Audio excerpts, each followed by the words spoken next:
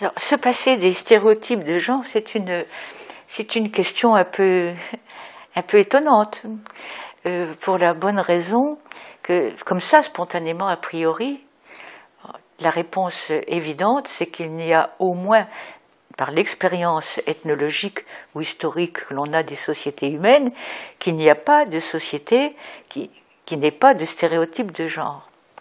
Donc la question qui est posée, c'est plutôt de savoir pourquoi les stéréotypes de genre se trouvent dans toutes les sociétés humaines. Alors, il n'empêche, votre question a quand même un sens, mais elle a un sens d'une manière extrêmement abstraite, que j'essaierai d'exprimer comme la façon suivante. Nous voyons la réalité des choses telles qu'elles se présentent à nos yeux, c'est-à-dire tout ce qui a été, pour ce qui concerne les sociétés humaines, tout ce qui a été réalisé par les hommes en société. La question qui est posée, c'est ont-ils réalisé tout ce qu'il était possible de réaliser?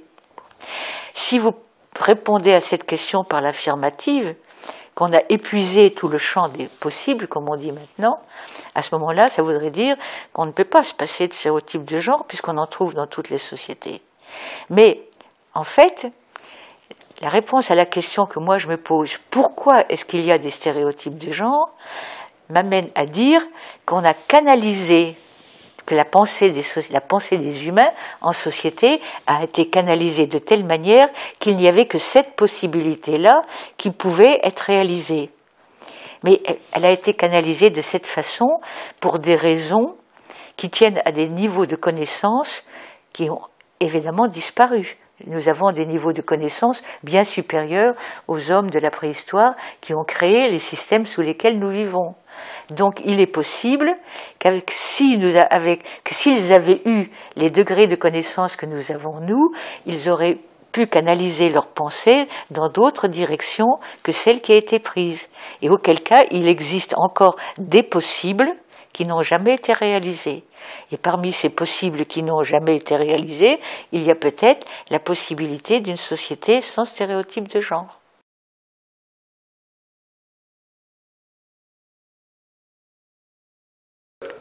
La question de savoir si c'est souhaitable est une question à laquelle nul ne peut répondre.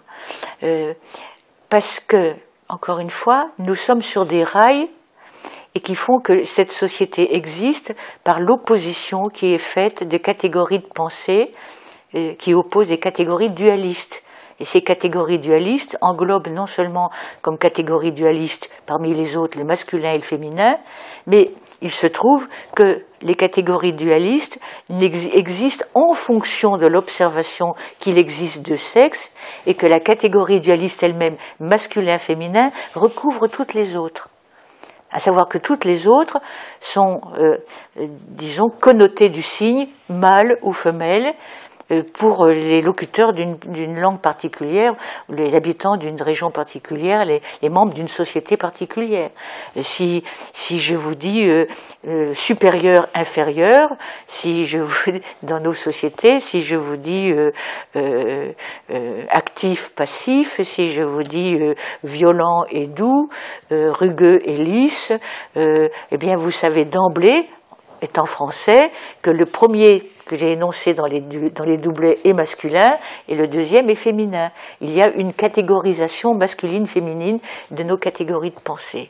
Donc, encore une fois, tout nous ramène aux origines et à la façon dont les êtres humains ont décodé le réel et ont mis des mots pour le dire. Bon. Et par ailleurs, se sont intéressés à la question du fait que cette bizarrerie qu'il y avait là partout des mâles et des femelles, mais que seules les femelles donnaient naissance à des petits, et qu'elles reproduisaient, comme je dis, le même et le différent. Et c'est ça la grosse question. Pourquoi les femelles ont cette capacité alors que les mâles ne peuvent même pas se reproduire à l'identique? Et donc, quand on tombe sur une troisième observation, qui est qu'il n'y a pas de grossesse dans le monde animal et dans le monde humain s'il n'y a pas des rapports sexuels, d'où la réponse, c'est les hommes qui mettent les enfants dans les femmes, et les femmes ne sont qu'un réceptacle pour que la semence masculine puisse proliférer. Donc vous avez j'appelle cette mise sur les rails d'une pensée dominante qui introduit par définition pour pouvoir ensuite exister et se reproduire, et par toute une série d'apports qui ont été faits au fil des millénaires, et bien de ce petit constat pseudo-scientifique à laquelle on donne une réponse. Pourquoi les femmes font des enfants? C'est le matériau dont les hommes disposent, et c'est eux qui les font. C'est ce que dit la pensée primitive. Et bien progressivement, on y a rajouté toute une série de choses qui sont des mécanismes de contrôle et de maintien des femmes dans le rôle procréatif, et puis qui s'accompagnent d'une dévalorisation, d'un déni, du mépris, etc.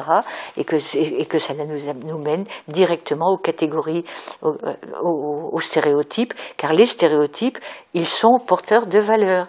C'est-à-dire qu'il y a des stéréotypes sur les activités et les comportements féminins qui sont dévalorisants, et des stéréotypes pourtant sur les activités et comportements masculins jugés valorisants. Bon. Donc les stéréotypes, ils sont nécessaires d'une certaine façon parce que nous sommes dans cette grille de pensée, ils en découlent automatiquement.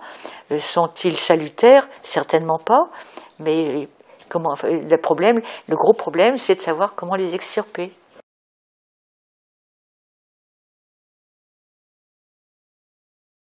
On ne peut dépasser ces systèmes globaux qui fonctionnent sur des stéréotypes, encore une fois, qui sont soit dévalorisants, soit valorisants, selon qu'ils touchent les femmes ou les hommes.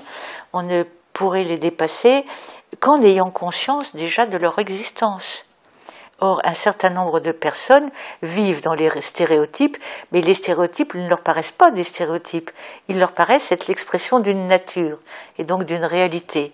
Et donc, s'ils n'ont pas conscience qu'il s'agit de stéréotypes, c'est extrêmement difficile de les extirper. Donc, mon travail, à mon échelle et dans la mesure où je peux le faire, c'est d'essayer de bien montrer qu'il s'agit de stéréotypes et où ils s'ancrent, où ils s'originent et pourquoi il est si difficile de les ôter, mais on ne peut les ôter qu'à partir du moment où on en a conscience, et à partir du moment où il y a une véritable volonté globale, et donc d'abord politique, de les extirper. Et si je dis une volonté politique, c'est que ça implique non seulement des modifications de comportement des individus par rapport à leurs enfants, car tout le problème est dans la reproduction parent-enfant. C'est comme cela que ce modèle nous est parvenu, et on continue de le transmettre. Donc il faut modifier les rapports intrafamiliaux, mais il faut surtout modifier tous les rapports sociaux. Donc l'éducation, la rue, la publicité, les mangas, les bandes dessinées, les manuels, et tous les comportements d'entreprise, les comportements au travail, les comportements politiques. Vous imaginez l'ampleur du travail ? Je pense que nous allons dans le bon sens maintenant, vraisemblablement parce qu'il y a une prise de conscience de plus en plus grande, qu'il s'agit de stéréotypes et qu'il ne s'agit pas de la pure expression de données naturelles.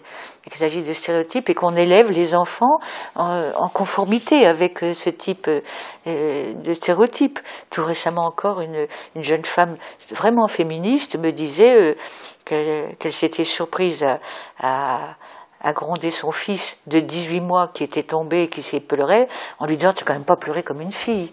Bon, elle s'était reprochée amèrement, mais elle l'avait dit. Bon, elle l'avait dit. Parce que ces choses-là s'impriment très très bien, vous savez.